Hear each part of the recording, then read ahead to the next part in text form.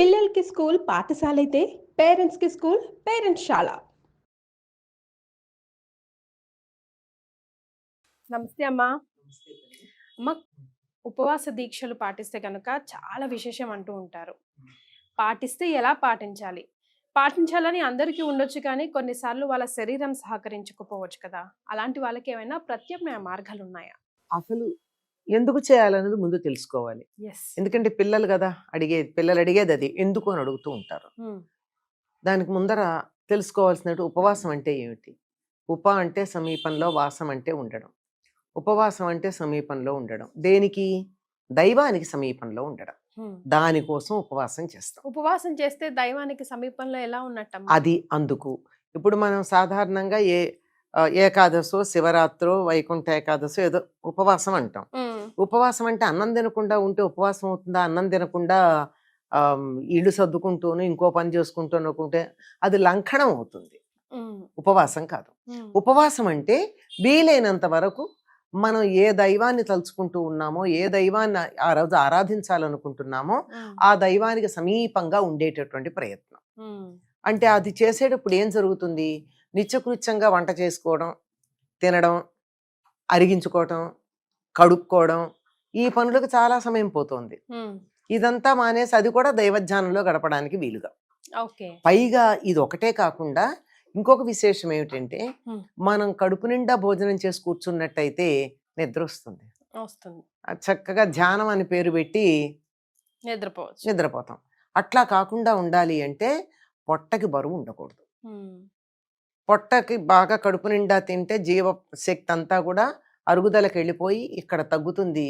బ్రెయిన్‌కి ఆక్సిజన్ తగ్గి కాస్త కునుకొస్తుంది. హ్మ్. ఇది యాక్టివ్‌గా ఉంటేనే మనం చేసే దాంట్లో మనం ఇన్వాల్వ్ అయినట్టు లెక్క. హ్మ్. అలా ఉండాలి. పూజ చేసేటప్పుడు నేను ఏదైనా ఓం నమః శివాయ అన్నాననుకో, శివుడు నా మనసులోకి రావాలి గాని, నమః శివాయ నోరు పలుకుతోంది, శివుడు ఎక్కడికో వెళ్ళిపోయాడు. హ్మ్. అట్లా కాకుండా నేను అంటున్న దాంట్లో నా మనసు పూర్తిగా నిమగ్నమై ఉండాలంటే, నా మెదడు చురుగ్గా పనిచేస్తూ ఉండాలి.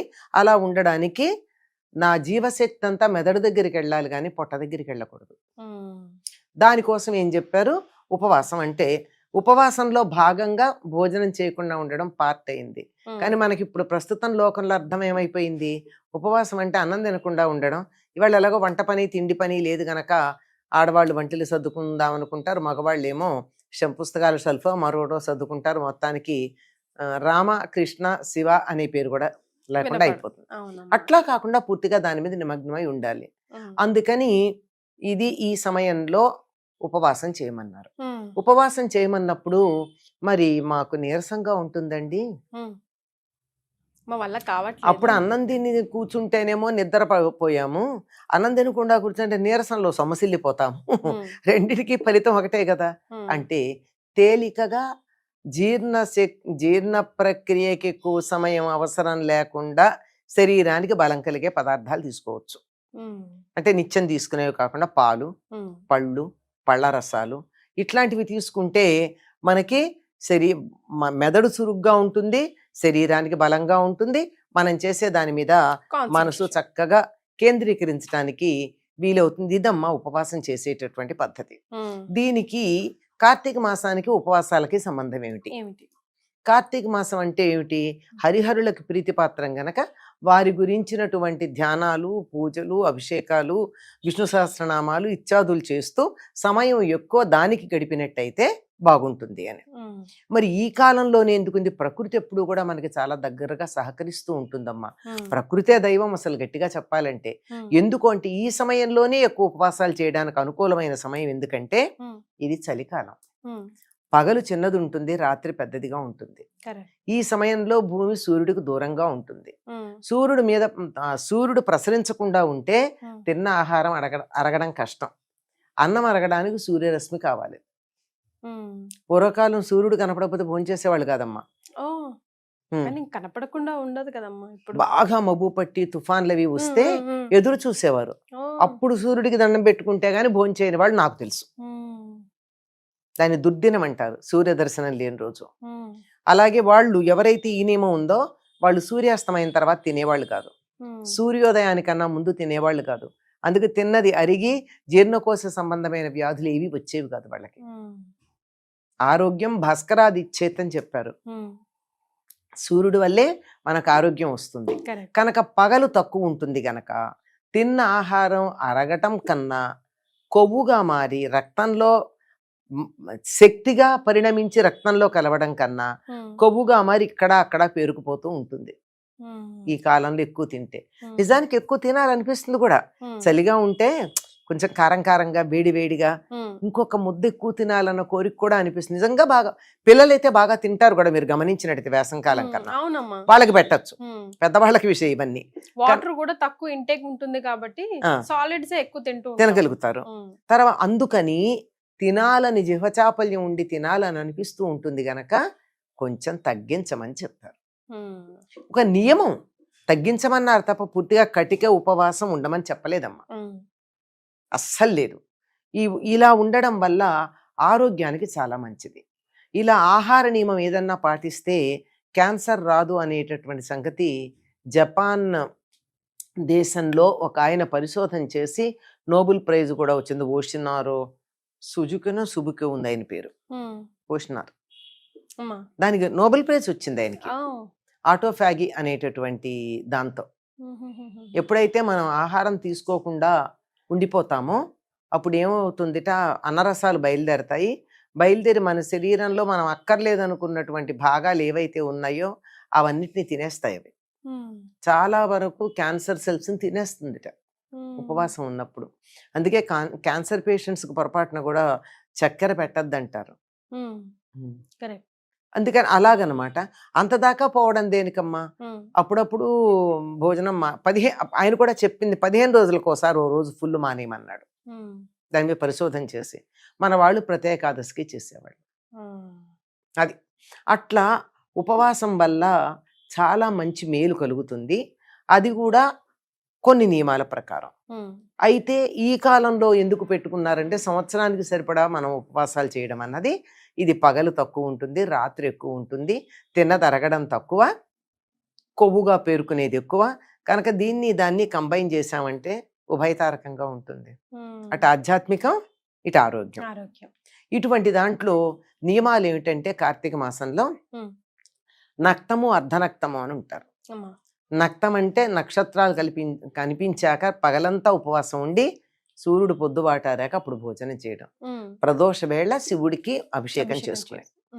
లేదంటే అంత ఉండలేము అంటే అర్ధనక్తం అంటే పొద్దుబాటారాక 2:30-3 అయ్యాక సూర్యుడు ఇలా నడినెత్తి నుంచి ఇట్లా వచ్చి కొంచెం ఇలా పక్కకి తిరిగాక అప్పుడు భోజనం చేయడం.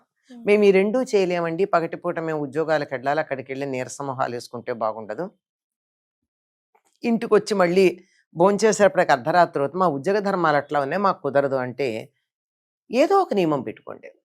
పగలు భోంచేస్తాను, రాత్రి చేయను. లేదు పగలు ఉపవాసం ఉండి రాత్రికి భోజనం చేస్తాను. ఏదైనా ఈ ఖాళీగా ఉన్నటువంటిది ఆరోగ్య దృష్టి అయితే దాన్ని ఆధ్యాత్మికతతో ముడిపెట్టినప్పుడు దైవ ధ్యానం చేయడం. ఈ రెండు ఏదో ఒకటి చెయ్యొచ్చండి. ఇది అన్ని సంప్రదాయాల వారు పాటిస్తారమ్మా. క్రిస్టియన్స్ ఏమో లెంట్ అనేటటువంటిది ఒక పీరియడ్ ఉంటుంది. యాష్ వెన్స్డే నుంచి ఈస్టర్ దాకా 40 రోజులు వాళ్ళు పాటిస్తారు. రంజాన్ 40 రోజులు పాటిస్తారు ముస్లిమ్స్. మనం కార్తీక మాసం పాటిస్తాం, మధ్యలో సంవత్సరంలో అనేక సార్లు. మనకి మొత్తం 40 రోజులే, ఇక్కడో 28-29 రోజులు తర్వాత కలిపి. కనుక సంవత్సరంలో 40 రోజులు ఆహార నియమం గనక పాటించినట్టయితే ఆరోగ్యం బాగుంటుంది అని. పూర్తిగా ఆహారం మానేని వాళ్ళు లెంటులో ఏదో ఒక పదార్థం తినడం మానేస్తారు. అది కూడా చేయొచ్చు. నేను ఈ 40 లెంటులో నేను స్వీట్ తినను, లెంటులో నాకు ఇష్టమైనటువంటి ఫలానా కూర తినను, లెంటులో సాధారణంగా నాన్ వెజిటేరియన్స్ ఉంటారు గనక నేను ఎగ్ తినను, లేదా నేను చికెన్ తినను, లేదా ఫలానా ఒక్క పదార్థం తినను ఈ నెల అని, ఈ 40 రోజులు అని. అలాంటి నియమం పాటించడం కూడా ఏదో ఒక నియమం, నాలికను అదుపులో పెట్టుకోవడం, ఇది అద్భుతం. అయితే మన సంప్రదాయంలో ఉన్న ఒక విశేషం ఏమిటంటే ఉపవాసం అంటే వివరాలు చెప్పి పాటించటం ప్రయోజనం చెప్పారు కానీ ఎవరెవరు ఉపవాసాలు చెయ్యకూడదో చెప్పారు. బాలింతలు, గర్భవతులు, దీర్ఘరోగం వచ్చి తగ్గిన వాళ్ళు, రోగులు, పసిపిల్లలు, ఉమ్, చదువుకునే వాళ్ళు, విద్యార్థులు, ఉమ్, తర్వాత కాయ కష్టం చేసుకుని బతికేవాళ్ళు, వీళ్ళు ఉపవాసం చెయ్యకూడదు అని చెప్పింది శాస్త్రం. ఉమ్, ఎంత కన్సిడరేషన్ అమ్మా. ఉమ్, ఆబాల గోపాలం చెయ్యాలి, ఇవాళ మా ఇంట్లో పొయ్యి ముట్టించం, 5 ఏళ్ల పిల్లాడు కూడా ఉపవాసం ఉంటాడని చెప్పడం మన పద్ధతి కాదు. ఓ, సో మనమే డిసైడ్ చేసుకోవాలి. అయినా మనది ఏది చేసినా ఎంత చూసినా లాస్ట్కి వచ్చేది మన ఆరోగ్యం గురించి అమ్మా. అంతేనమ్మా. దానికి ఆధ్యాత్మిక జోడిస్తే ఒక భక్తి శ్రద్ధతో భయంతో ఇప్పుడు చేస్తాం. ఆరోగ్యాన్ని ఆధ్యాత్మికతతో ముడిపెట్టడం వల్ల శారీరక మానసిక ఆరోగ్యాలు బాగుపడతాయి. ఉమ్, ఆధ్యాత్మికత వల్ల మానసిక ఆరోగ్యం. మనం ఏమంటున్నాము, ఈ ఈ జనరేషన్ కి వచ్చాక అదంతా మూఢనమ్మకం అని చెప్పేసి అదే ఏది చేయకూడదు అవే చేసేసి మన ఆరోగ్యాలు ఏమైంది, నేను బానే ఉన్నాగా, నువ్వు వద్దన్న తిన్నా, 3 పూట్లా తిన్నా, బానే ఉన్నా కదా, ఒక్క పూట్లో కాదు కదా లెక్క. మరి దీర్ఘకాలికంగా that's all because of your body and your life style కదమ్మా. అంతే. భలేగా చెప్పారమ్మా, ధన్యవాదాలు. నమస్తే అమ్మా.